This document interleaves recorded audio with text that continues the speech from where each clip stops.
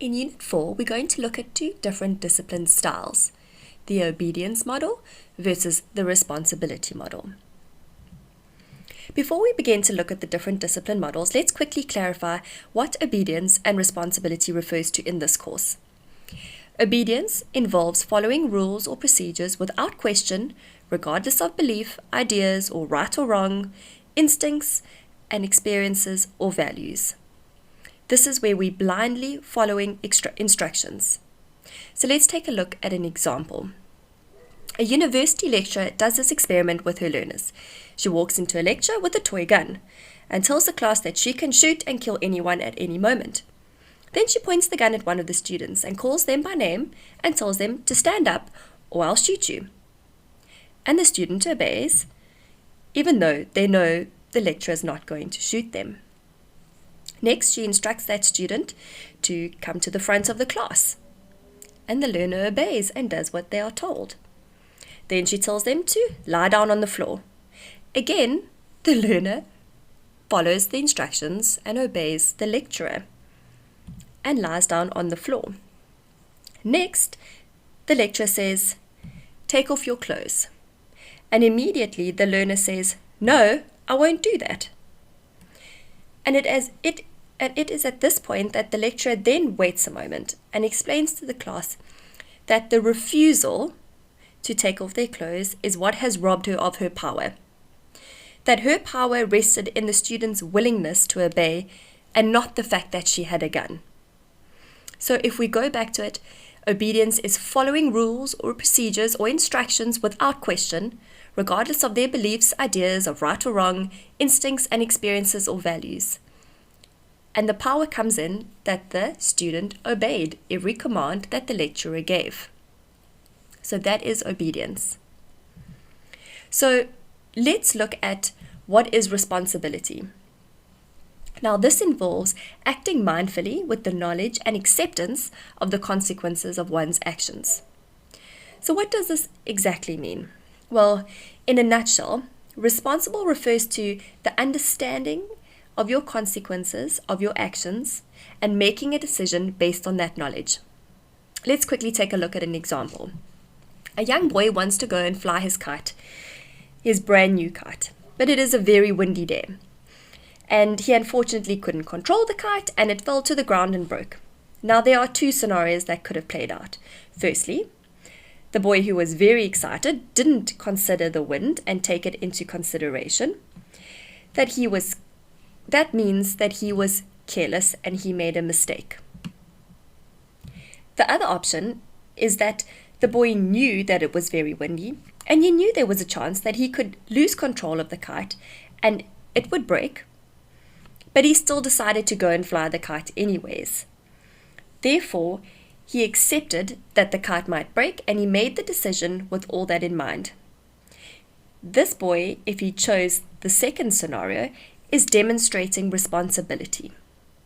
And making a responsible decision doesn't mean you make the right or the correct decision. It means that you make a mindful one, that you are aware of the consequences before you do an action. Managing the behavior of learners is a very complex task. The main goal of obedience is to keep learners in line, to keep them doing what you tell them to do, and this is done through punishments. The main goal of the responsibility model is to teach learners responsible choices. And this model gets the desired behavior from the learners through helping them see that they cause their own outcomes. Teaching learners to make responsible decisions is a life skill that all learners need to acquire, practice, and perfect. Yet the most common form of discipline found in the classroom is obedience. And there's a very simple explanation for this. Obedience is easier. Telling learners what to do requires the least amount of effort or change from the teacher and the learner. A list of classroom rules and punishments are put in place, and every time a rule is broken, there's a subsequent punishment. While teaching responsibility, on the other hand, requires more time and effort on the teacher's part. It is a slow and cumbersome process, as it involves a process of learning, of guiding and assisting learners to make responsible, thought-out decisions. Now let's look at who is in control. In the obedience model and in the responsibility, where does the control or the power lie? So learners who are drilled to obey their teachers have an external locus of control. So they believe that what happens to them is out of their control. Learners who are taught to make responsible decisions believe that they have control over the consequences that they receive. So let's bring it back to the classroom. How do the two models get learners to behave in an appropriate and respectful way? The obedience model uses punishments to threaten and scare learners, and they believe it is what we as the teachers do to the learners that gets the desired behavior.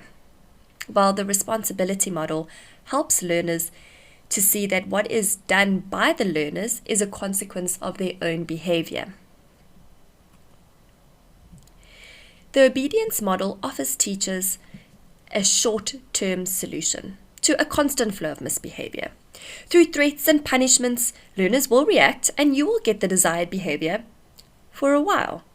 But when those rules and punishments become inconsistent and the learners begin to act up again, then you're stuck with the problem. So, although it is easier in the moment, it is also something that needs to be carried out consistently throughout the whole year. While the responsibility model promotes a more long-term solution to the misbehavior, defiance, and disruption. Although it takes time and effort initially to teach learners to make responsible decisions, once they have grasped the concept, they will take control of their own behavior. So let's take a look at an example. Now, before we go into it, punishments fall under the obedience model, and a consequence or a logical consequence falls under the responsibility model. So Jake is running around the class when he bumps into Carla, who is packing the class stationery away. Carla falls over and all the stationery she is gathering falls out and onto the floor. Now, let's look at how different teachers would react.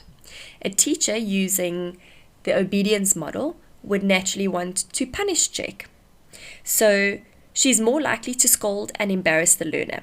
So a typical response could be, Jake, you never listen.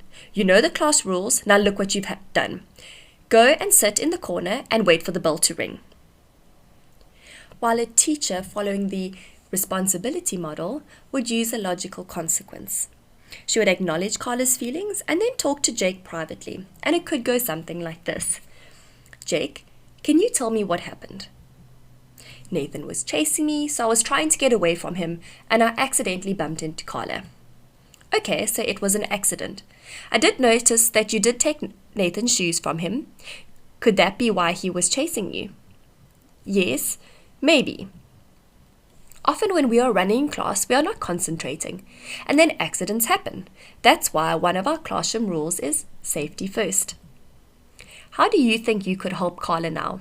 I don't know. I could maybe help her pick up and pack away the stationery. Great idea, Jake. Now, we can easily see that it is much easier to implement the obedience model as it is quick and allows the teacher to continue what she was doing. The responsibility model requires more effort and time from the teacher.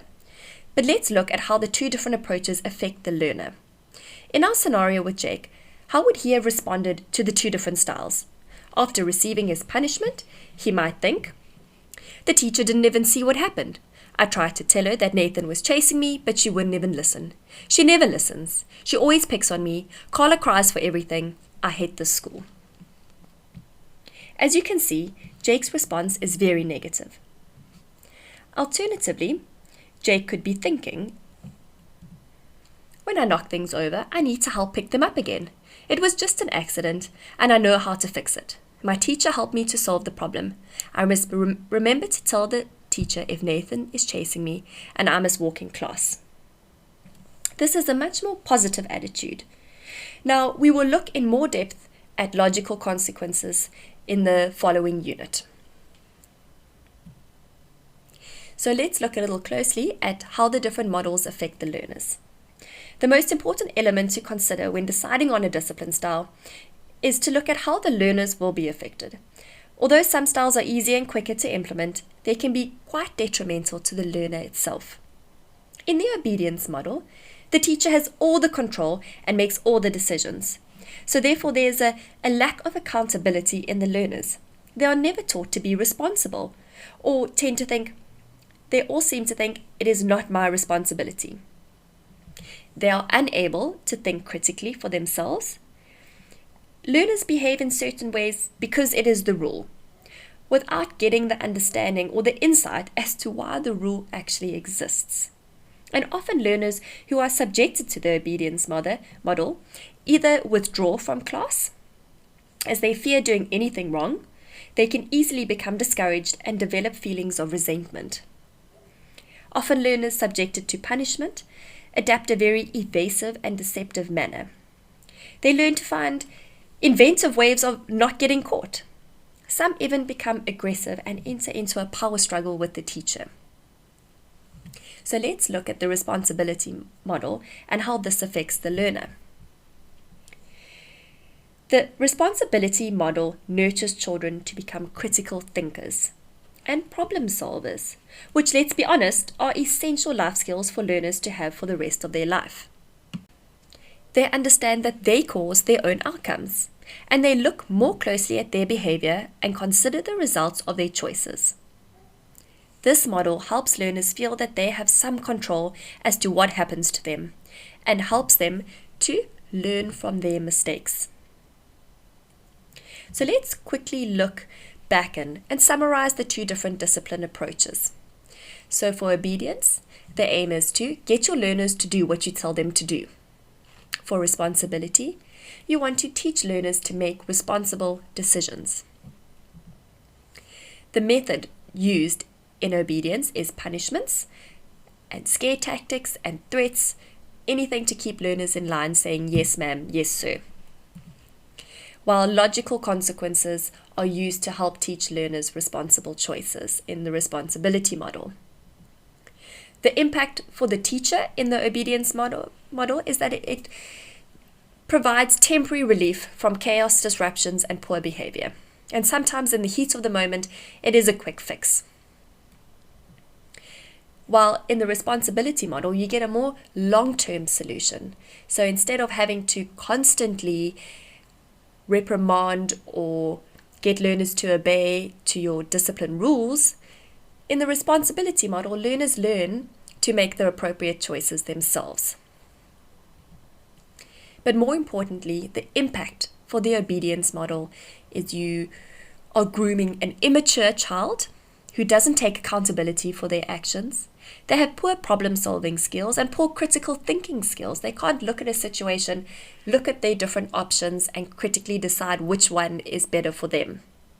They can become withdrawn or aggressive, and lots of the times you're just producing little robots to say yes ma'am and no ma'am without questioning or thinking for themselves. In the responsibility model, you are grooming a more well-rounded, mature and accountable learner. It improves their problem-solving skills and as well as their critical thinking skills. So, before we end this unit, I want to remind you that the word discipline originates from the Latin word disciplina, which means teaching, learning, and growing. Too often we forget that discipline really means to teach, not to punish.